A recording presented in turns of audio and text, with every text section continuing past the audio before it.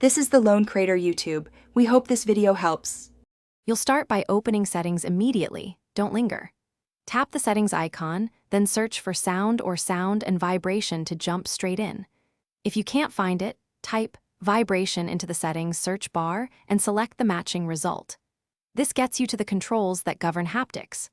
Once done, make sure you're on the main sound page so the next steps change the global vibration behavior rather than a single app's preferences.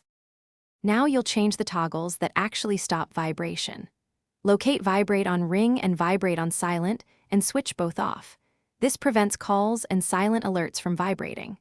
Then scroll to find separate vibration toggles for notifications and system feedback and disable them too.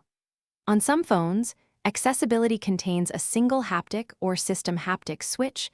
Turn that off to silence all subtle vibrations. Make sure you tap each toggle fully so the change saves immediately. Finish by restarting your phone so settings apply cleanly. A reboot clears lingering haptic processes. Once restarted, test with a call and a message to confirm no vibration occurs. If you still feel vibration, open individual apps and disable their notification vibrations separately and verify do not disturb or focus modes aren't forcing haptics.